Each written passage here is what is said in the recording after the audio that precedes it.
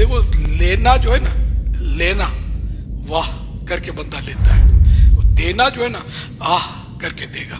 یعنی کہ آپ کو اگر اپنی عزت بنانی ہے نا تو دوسروں سے مانگنا مانگنا مانگنا. پیر صاحب کو کوئی شخصیت تھی، وہ آ کر پیش کرتی تھی.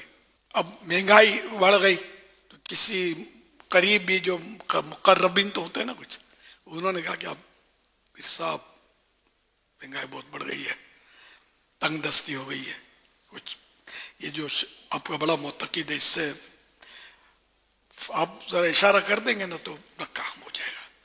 تو پیر صاحب نے اشارہ کر دیا اس کو کہ مہنگائی ہو گئی، تھوڑا بڑھا دو. اچھا اب پیسے تو آنے شروع ہو گئے تو پیر صاحب سے اس نے کہا کہ دیکھو کام ہو گیا نا. تو پیر صاحب نے منہ بنا کر کہا کہ پہلے یہ خود آ کر پیش کرتے تھے، اب یہ بھجوا دیتے ہیں. دیکھا نا پیر صاحب کی ویلیو ڈاؤن ہوئی نا، کہ پہلے خود آ کر پیش کرتا تھا، اب آتا نہیں ہے، کچھ بدزن ہوا ہے، یہ بھجوا دیتا ہے. پر اب تیسری بار مانگیں گے تو بھجوانا بھی بند ہو جائے گا. تو ففہم مانگنے کی عادت یہ ہوتی ہے، کئی لوگوں کی ہوتی ہے.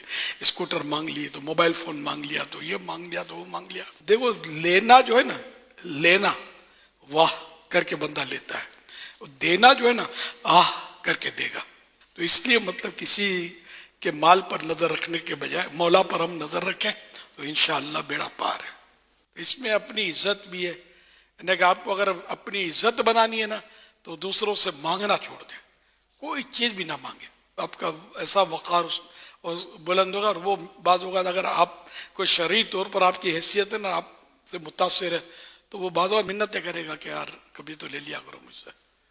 سب سے آخری نبی صلی اللہ علیہ وسلم کا فرمان عالی شان ہے، دنیا سے بے رغبتی اختیار کر لو، اللہ پاک تم سے محبت فرمائے گا. اور لوگوں کے مال سے بے نیاز ہو جاؤ، لوگ تم سے محبت کریں گے. باقی مانگتے رہیں گے تو پھر وہ ویلیو نہیں رہے گی.